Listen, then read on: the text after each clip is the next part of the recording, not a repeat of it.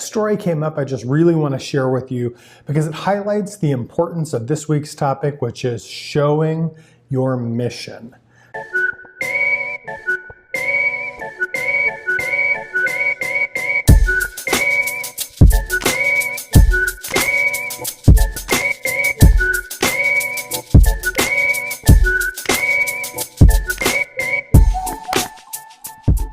I'm in Seattle today, and I've been traveling for the last couple of weeks in the United States, meeting with some of our clients, in particular in medicine. And a story came up I just really want to share with you because it highlights the importance of this week's topic, which is showing your mission. Showing your mission will help you to get much higher quality feedback, and it'll also help you avoid some pretty common pitfalls. So with that, I'll just kind of cut to the chase here. We had a hospital chain, and I was sharing a story that I just really wanted to share with you. It was a story of a completely different hospital chain where they'd had some problems getting feedback, and it wasn't the traditional problem. They actually had kind of the opposite. They had too much feedback. And on top of that, a lot of their employees, in particular the nurses, just didn't even want to receive it. They didn't even want to hear it. They were mad about it. And I remember sitting down with one of their nurses who kind of showed me an example of the feedback, and she was really pissed off. And she said, just look at this. You know, this is a person whose life we saved, right? This person had cancer, they went for surgery, and what did they put? They kind of checked all these boxes, and in the comments they wrote simply, thanks for the pudding. Thanks for the pudding. We saved your freaking life, and the only thing you could be bothered to write down was thanks for the pudding? Are you serious? And I just remember kind of taking that in and saying, hey, we got to dig into this. Let's figure out how this could have gone so wrong. And that's what we did. So we looked at, what information was available to us, and the picture that kind of came out was actually pretty compelling. And this is what I want to share with you. How is it that things could have gone so wrong? Well, here's how they went so wrong. Patient was a woman, kind of 50-ish, somewhere in there, mother with teenagers at home, and she went to the doctor and she got some bad news. The doctor said, listen, bad news, good news. Bad news is you've got cancer, you've got breast cancer. Good news is you've actually got a lot of cards to play. We got a treatment path for you, and you're going to have some surgery, but you've got a real fighting chance. And I think you can kind of understand how this woman, what she would do here. She kind of buried herself in being busy. This woman is the glue that holds her family together. She's kind of like my wife, right? If my wife goes on vacation or something, honestly, by the time she comes back, we are lucky to be alive. We're lucky we didn't starve to death. We've been wearing the same clothes for a week, right? And so this woman just really kind of buried herself in being busy and making all of these arrangements for her to have some time off to have this surgery and to recover.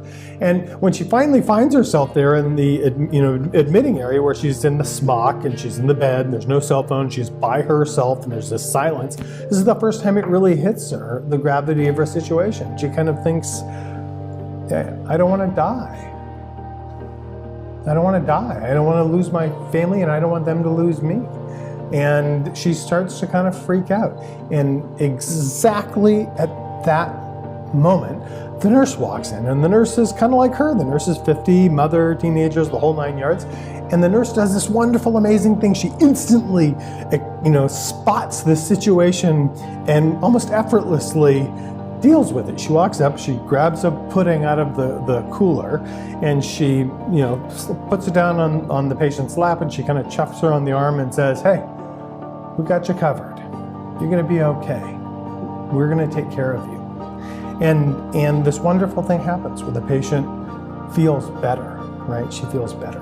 So what's interesting to me about this is how this could have gone from something so right. I mean, how this employee, in this case the nurse, handled this situation with just this incredible level of social skills, so adroitly, right? And the customer, the patient, was actually supremely grateful for it, right? How we went from such a high there to such a low where the patient was asked for feedback in a way where when she gave it, the nurse, the very people who we were trying to help, ended up offended.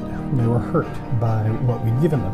What I want you to understand about this is this kind of disconnect, because what really happened there was that the nurse felt trivialized. She had a sense of mission, which was an important mission that drives her to help people, to care for them in their biggest, most important moments, and she is willing to work all night long for that. She's willing to go to the very limits and to push herself much harder than people who have different jobs, frankly easier jobs, right?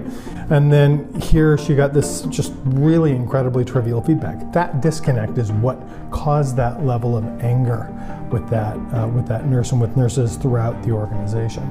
And so it's interesting because we can learn from that, right? What broke down there? What broke down is we did not put the patient on the page. When we asked for feedback from the patient, we didn't explain any of those things. And so how could the patient have known what she was doing? So as you ask for feedback, I want you to think about showing your mission, right? Proudly show your mission. We want you to do 3 things. The first is ask yourself, who is going to get this feedback? The second thing is ask, what is their mission? What is their highest purpose? What drives them to be doing what they're doing? What makes them proud to do what they're doing?